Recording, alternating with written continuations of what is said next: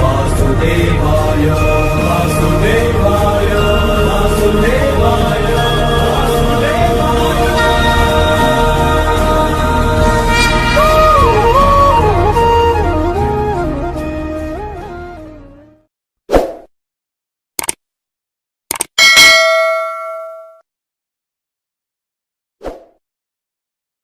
జయ శ్రీమన్నారాయణ. స్వస్తి శ్రీ క్రోధీనామ సంవత్సర శుభాకాంక్షలు మరియు ఉగాది శుభాకాంక్షలు.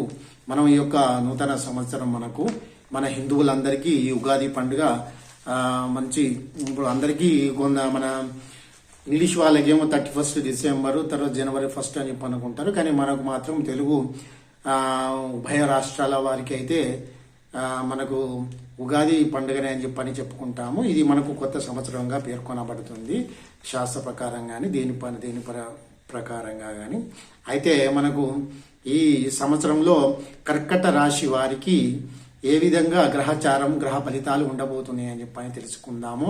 ముందుగా వచ్చేసి ఈ మన రాశి వారికి పునర్వసు, పుష్యమి, అశ్లేష నక్షత్రాలు, ఈ నక్షత్రాలు కలిగిన వారు ఈ కర్కట రాశి వారు అన్నమాట. అయితే పునర్వసు 4 పాదములు, తర్వాత పుష్యమి 4 పాదాలు, అశ్లేష 4 పాదాలు. అంటే వేరే రాశులకు వెళ్లకుండా ఇక అన్ని పాదాలు ఒకే నక్షత్రంలో వచ్చినాయి.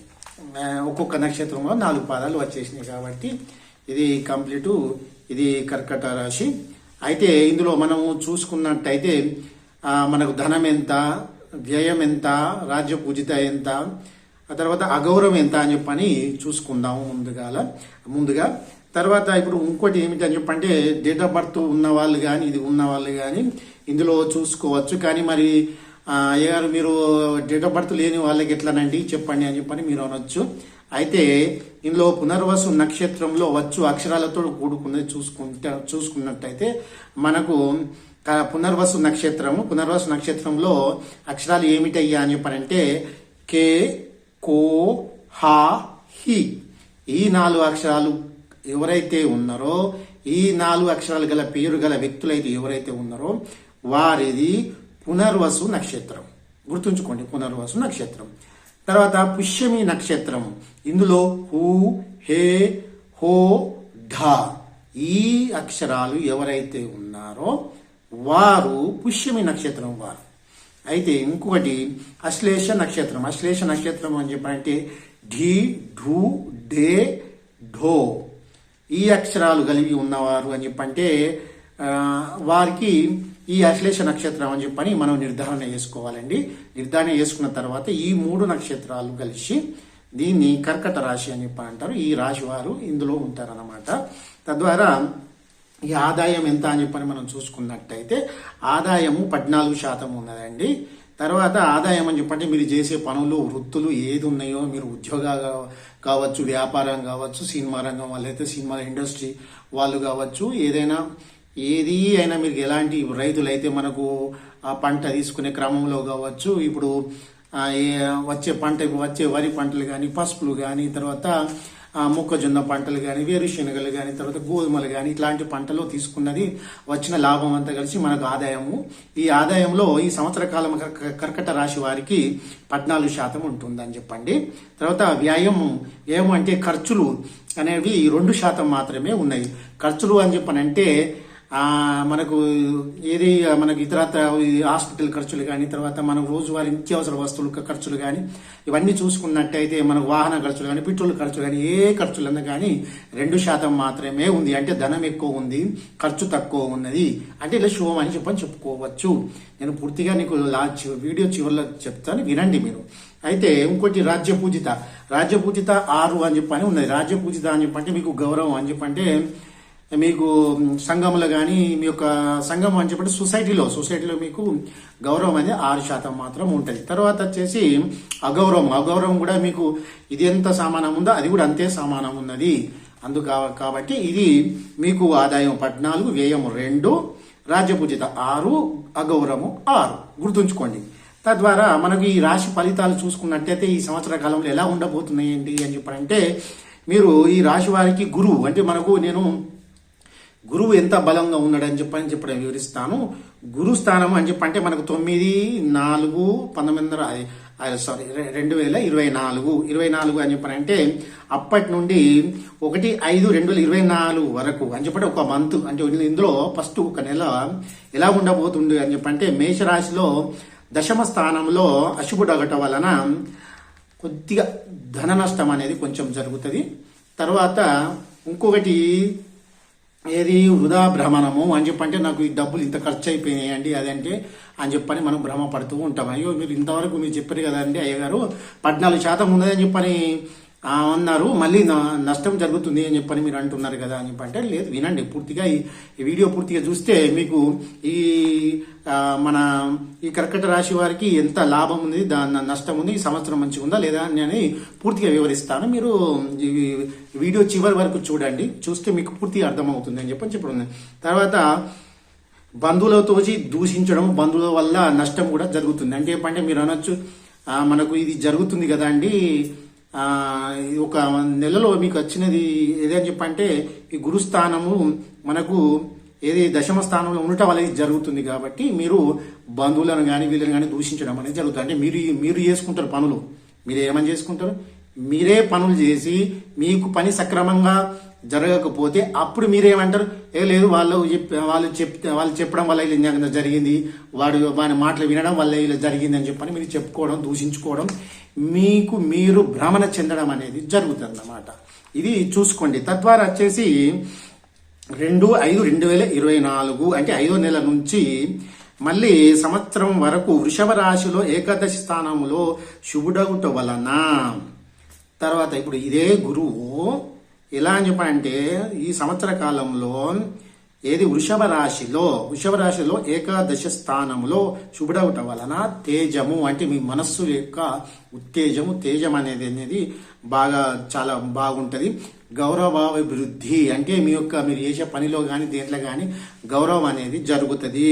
తద్వారా వచ్చేసి ఇందులో మీరు ఏ పని చేయండి, మీరు కొంతమంది జయము జరుగుతాయి. మీరు చేసే పనులు కానీ మీరు ఒక వాహనం కొనుక్కుంటా అని చెప్పనుకున్నారు అనుకోండి, వాహనం కొనేసుకుంటారు. ఒక భూమి కొనుగోలు చేస్తామని చెప్పనుకుంటే కొనుగోలు చేస్తారు. తర్వాత మీ యొక్క భూమిలో మీ యొక్క కోర్టులో కానీ మీ ఇతరత్ర ఏమైనా మీ కేసులు ఉన్నాయనుకోండి, కోర్టులో ఆ కేసులు కూడా మీరు గెలుస్తారు. అంటే విజయం అనేది జరుగుతుంది. అంటే గురుబలం మీకు ఎక్కువ ఉంది కాబట్టి విజయం అనేది జరుగుతుంది. అంటే ఫస్ట్ మీరు నెల మీరు నిశ్శబ్దంగా ఉంటే ఏ పని చేయకుంటే మంచిది. అంటే మనకు ఈ ఉగాది మన ఆ ఉగాది పండుగ రోజు నుండి 5వ నెల 2వ తారీఖు వరకు మీరు నిశ్శబ్దంగా ఉండి మిగతా వారి పని చేసుకుంటే మీకు సంతోషమైన శుభకరమైన అన్ని దినాలు మీకు వర్తిస్తాయి. తద్వారా వచ్చేసి ఇంకొకటి మనకు శని గ్రహం ఎలా ఉండబోతుంది అనేది మీకు వివరిస్తాను. శని కూడా మనకు కొందరు అంటారు, అబ్బో శని గ్రహం అంటే భయపడిపోతారు, మనకి ఇంత వ్యాధులు వస్తాయి, శరీరం బాధ పీడన ఉంటుంది, ఏ పని జరగదు అంటారు, మాటిగా అంటారు, ఏరా శని పట్టిందా అని చెప్పని అనుకుంటా ఉంటారు అనమాట. అది అలా అనకుండా కూడా శని కూడా కొన్ని సమయాల్లో మంచి చేస్తాడు, కొన్ని సమయాల్లో చెడు అనేది జరుగుతుంది. ఆయన చేయండి, మీ కర్మ ఫలితం బట్టే ఉంటుంది. ఆయన శని గ్రహం మీకు శత్రువా కాదు కదా, ఆ స్వామి కూడా శనీశ్వరుడు కదా మీకు కాదు, ఆయన కూడా కొన్ని సమయాల్లో మంచిగా చేస్తాడు. అయితే ఈ కర్కట రాశి వారికి అయితే శని ఎలా ఉందని చెప్పంటే ఈ సంవత్సర కాలంలో కుంభరాశిలో 8వ స్థానంలో అశుభుడవడం వలన ప్రయత్న కార్యము భంగము అనేది జరుగుతుంది. అంటే కొంతవరకు మీకు గురువుతోటి లాభం ఉన్నా కానీ అదే ఇక్కడ శని గ్రహానికి కొద్దిగా మీరు బాధలు తప్పవని ఉండడం జరుగుతుంది. తర్వాత ధన నష్టము, బంధుమిత్రులతోటి విరోధము ఇవన్నీ జరుగుతాయి అన్నమాట. ఈ తర్వాత వచ్చేసి కేతు గ్రహం ఎలా ఉండబోతుంది అంటే రాహు ఎలా ఉండబోతుంది అని చెప్పంటే మీన రాశిలో 9వ స్థానంలో అశుభుడగటం వలన ధన ధాన్యము నష్టము, పశువు నష్టము, తర్వాత వృధా భ్రమను, కార్య విఘ్నం అని మీరు ఏదైనా కార్యం తలపెట్టినప్పుడు అది సక్రమంగా జరగకపోవడం అనేది జరుగుతుంది. ఈ కేతు గ్రహం కూడా మీకు అది రాహు గ్రహం కూడా చాలా బాధాకరంగానే ఉన్నది ఈ సంవత్సర కాలము, మీరు ఆలోచించండి.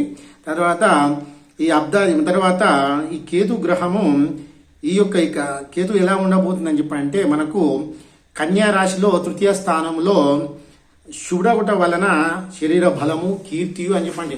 ఇప్పుడు మనకు 2 గ్రహాలు అనేటి బాగాలేదు. ఒకటి శని, తర్వాత రాహు అని చెప్పని ఇద్దరు గ్రహాలు అనేది బాగాలేదు. గురుబలం అయితే ఉంది, 1 నెల తర్వాత గురుబలం అయితే మీకు ఉన్నది. తర్వాత ఈ రాహు బలం కేతు బలం అనేది కొంచెం అది శని రాహు అనేది కొంచెం మనకు బాధాకరంగానే ఉన్నది. దాన్ని కూడా మీరు మంచిగా చేసుకోవచ్చు. నేను అది వివరణ చేస్తాను మీకు. ఎలా రెమెడీ చేసుకోవాలి, చేసుకుంటే ఏం జరుగుతుంది అని చెప్పని మీకు వివరిస్తాను. తద్వారా వచ్చేసి కేతు గ్రహం కూడా చాలా శుభకరంగానే ఉన్నది. తర్వాత ఎలా అని చెప్పంటే సౌభాగ్యము, ధనలాభము, మీరు చేసే పనులు కానీ అది కానీ ధనలాభం అనేది ఉంటుంది. కాబట్టి నేను ముందుగా మీకు చెప్పినా కదా ఎక్కడ అని చెప్పంటే ఆదాయం 14% ఉందని చెప్పిన. అంటే మీకు ధనం కూడా ఖర్చు ఏమి కాదు ఈ సంవత్సరం. మీకు కొంచెం అంటే ఓ మోస్తారు అయితే మీకైతే లాభం అనేది ఉంటుంది. ఈ రాశి వారికి, కర్కట రాశి వారికి ఈ సంవత్సర కాలంలో శ్రీ క్రోధి నామ సంవత్సరంలో చాలా బాగానే ఉంటుందని చెప్పుకోవచ్చు. తద్వారా వచ్చేసి మీరు ఇది నా వీడియో ముందుగా ఇది ఫస్ట్ చూస్తున్నట్టయితే మీరు నా యొక్క ఛానల్ సబ్స్క్రైబ్ చేసుకోండి. తర్వాత మీ బంధువులకు అందరికీ షేర్ చేయండి. అయితే ఈ యొక్క నేను రెమెడీ ఏమి చెప్పడం జరుగుతుందని చెప్పంటే, మీరు మనకు ఈ గ్రహ బాధలు ఉన్నాయి కాబట్టి మీరు అక్కడ వెళ్ళి ఇక్కడ నవగ్రహాలు ఇక్కడ ఏ టెంపుల్ అయితే ఉంటాయో అక్కడ రోజు ఒక 11 సార్లు చేయండి. ఏంటంటే ఎలా చేస్తారు అని చెప్పంటే ఏదో బాధకు చేస్తున్నా అని చెప్పని అలా చేయకండి. మీరు స్వతహాగా మీ మనస్సుతోటి ఇది పెట్టి చెయ్యండి. స్వామి నాకు ఇట్లా ఉంది కదా అని చెప్పని అక్కడ తిరిగి నవగ్రహాలు పూజ చేసుకోండి. ఆంజనేయ స్వామి దండకం చదువుకోండి.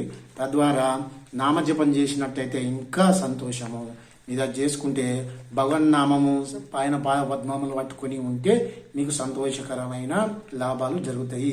ఎందుకు అని చెప్పంటే ఈ రాశి వారికి దాదాపుగా మంచిగా ఉందని చెప్పుకోవచ్చు. ఈ కొత్త పనులు ఏమైనా ప్రారంభించాలనుకుంటే కూడా మనకు గురువు స్థానం ఎక్కడ ఉంది అది చూసుకొని మనం ప్రారంభించుకోవాలి. తద్వారా మీ యొక్క గ్రహ పీడనం కూడా ఇంకా మనకు పూర్తిగా పోవాలనుకుంటే మీరు మీ యొక్క దగ్గర ఉన్న పురోహితుని దగ్గరికి వెళ్ళండి. అక్కడ నవగ్రహ పూజ చేయించుకోండి. లేదంటే డబ్బులు పెట్టిన వాళ్ళు ఎవరైతే ఉన్నారో మీరు నామజపం చేస్తే మీకు తగ్గుతుంది. తర్వాత మీ యొక్క సహకాలంలో మీకు మంచిగా జరుగుతుంది. కాబట్టి ఇది పాటించండి. మా యొక్క వీడియో మీకు మీ బంధువులు వాళ్ళందరికీ షేర్ చేయండి. జయ శ్రీమన్నారాయణ. జయ జయ శ్రీమన్నారాయణ.